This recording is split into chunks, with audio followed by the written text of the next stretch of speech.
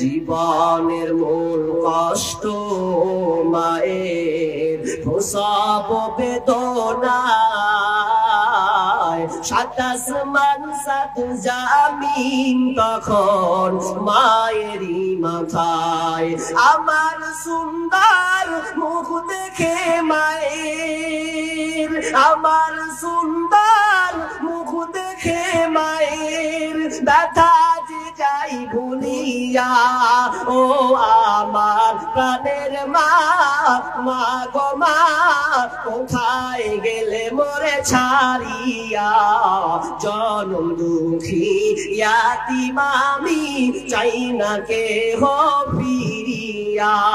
আমি যখন ছিলাম আমার মায়েরই উদারে, চলাফেরা করলেন যে মায় কত কষ্ট করে। এমন মাকে কেমনে আমি, এমন মাকে কেমনে আজি যাব আমি ভুলিয়া। ও আমার প্রাণের মা, মা গো মা, কোথায় গেলে মোরে ছাড়িয়া। জনম দুঃখী ইয়াতীম আমি, চাই না কেহ ফিরিয়া। আমি যখন ছিলাম আমার দুঃখে কষ্টে মায়ের জীবন আমাকে নিয়া, শোধ করিতে পারিব নারী জীবনটা দিয়া। দুঃখে কষ্টে মায়ের জীবন আমাকে নিয়া, শোধ করিতে পারিব নারী জীবনটা দিয়া। স্বপ্নের মাঝে মাকে দেখি, ঘুমের মাঝে মাকে দেখে কেন্দে কই বুক ভাসাইয়া। ও আমার প্রাণের মা, মা গো মা, কোথায় গেলে মোরে ছাড়িয়া। জনম দুঃখী ইয়াতীম আমি, চাই না কেহ ফিরিয়া। মা মারা গেল, সন্তানকে বাঁচিয়ে রাখলো, তার মানে মা কত অবদান, মা কত বড় জিনিস বন্ধুরে। এখন মাকে আমরা মানতে শিখিনি, এখন মাকে আমরা জানতে শিখিনি যে মা নিজের মৃত্যুকে সে পেতে নিতে চায়, সন্তানকে মারবো না বলে। সেই সময় রিপোর্টকে মা মারা গেল, সন্তানকে পৃথিবীর বুকে বাঁচিয়ে রেখেছে। সেই মাকে বলছে যে দেখ মেয়ে বলে মেরে দিবি, গেলাম এসে যেন দেখি বেটা। কিন্তু মা কি আর পারে? মা পারবে না, রেখে দিল। সন্তান আস্তে আস্তে বড় হয়, সন্তান আস্তে আস্তে বড় হয়, বড় হয় 1 বছর 2 বছর 3 বছর 4 বছর 5 বছর, 4-5 বছর পর এবার বাড়ি যদি ঢুকছে, আহারে যেমনই ঢোকা বলেছে তোর আপু আসবে। কি বলছিলাম, এই যে ক্যানাটাটা কাছে কিনে দিলেন, এত কাছে দিলেন তো ভাট ভাট ভাট ভাট করবে। এখন আমার শুনবেন না, ওয়াটটা শুনবেন না, নেই জানে খুব কাছে হয়ে গেল, এলো দূরে করতে হয়। তো কি বলছিলাম আপনারা শুনতে পাচ্ছেন, বুঝতে পারছেন তো? মা বোন একটু ধীর স্থির ভাবে বসুন।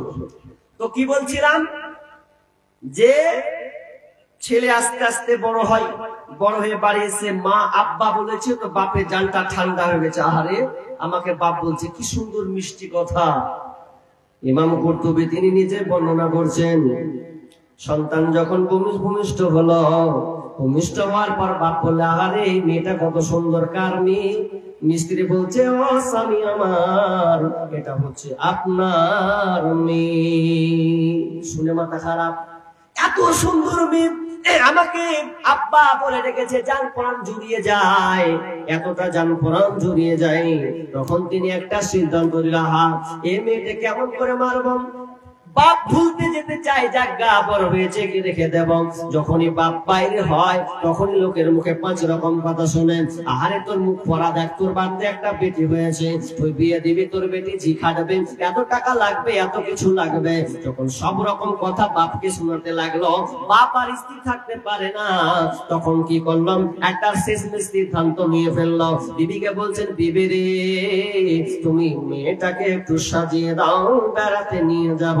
বেড়াতে নিয়ে যাওয়ার নামে মা সুন্দর করে সাজিয়ে দিয়েছে। এরপর মেয়েটাকে মরু প্রান্তরে নিয়ে চলে গেছে, যেখানে কোনো মানুষজন নাই, কোন আপনার আর এমন একটা জায়গা, মরুভূমি প্রান্তর। মরুভূমি প্রান্তর নিয়ে অনেক দূর মেয়েকে নিয়ে চলে গেছে, ভালোবাসার খাতিরে নিয়ে যাচ্ছে। এমন সময় বলছে, মারে এই জায়গাটা একটু গর্ত করা হোক। সবাই মিলে গর্ত করছে, সবাই মিলে গর্ত করছে।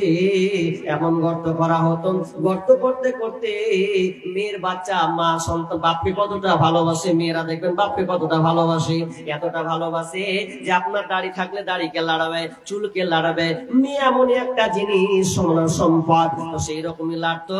তো পরে আপনার বাপের কোনো হতো না। যখন সম্পূর্ণ খোড়া হয়ে যেত তখন মেয়েকে বলা হতো, এই মেয়ে তুমি চলো, তুমি নিচের দিকে তাকাও, কতটা গর্ত হয়েছে, একবার নেমে দেখাও। যখন মেয়েটাকে এই মনে তাকাতো, মেয়েটাকে ধাক্কা মেরে নিচে ফেলে দেওয়া হতো গভীরে।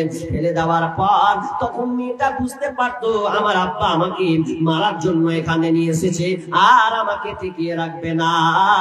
তখন সে করজোড় নিবারণ করতো, আব্বা আমি তোমাকে আব্বা বলে কোনোদিন ডাকবো না, আব্বা বলার কারণে তোমার সম্মান মান সম্মান গেছে। আব্বা জান, মায়ের ওয়াদাকে তুমি খেলাফ করিও না, মা আমানতি খেলাফ করিও না। মা তুমি বলেছো মাকে বেড়াতে নিয়ে যাবে, কিন্তু এই সময় তুমি আমাকে মারবে, এই কাজটা করিও না।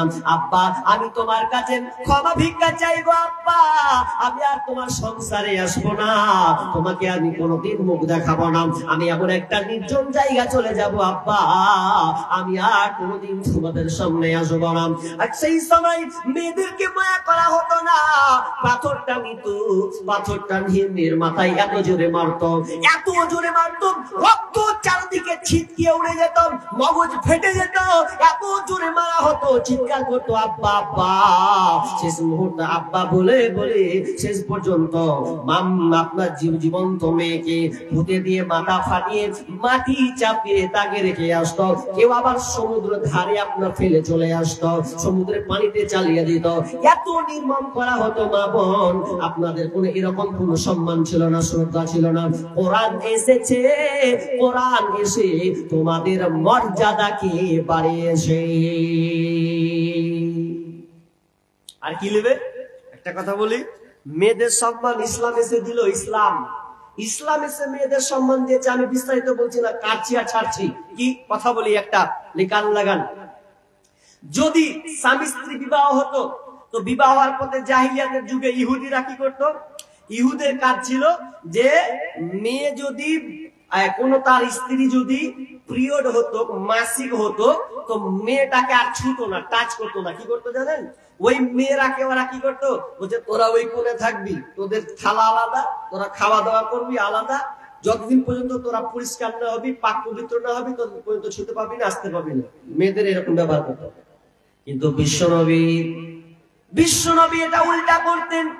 বিশ্বনবীকে যখন আনাস বলছেন, ইয়া রাসূলুল্লাহ, আনাস বিন মালিক তিনি বর্ণনা করছেন, ইয়া রাসূলুল্লাহ মেয়েদেরকে তো এইরকম ইহুদিরা ব্যবহার করছে, তো আমাদের কি করতে হবে? বিষ্ণু বলছেন তোমরা তার উল্টাটা করো। কি উল্টাটা করবে? ইল্লাম নিকাহ। বিষ্ণু বলছেন তোমরা মিলন ছাড়া তোমার বিবির সাথে তোমরা যা ইচ্ছা তা করতে পারবে। তার মানে তোমার স্ত্রী যদি মাসিক অবস্থায় থাকে, তবুও তাকে একসাথে ঘুমাও, একসাথে ঘুমাবে, একসাথে খাবে, গল্প করবে।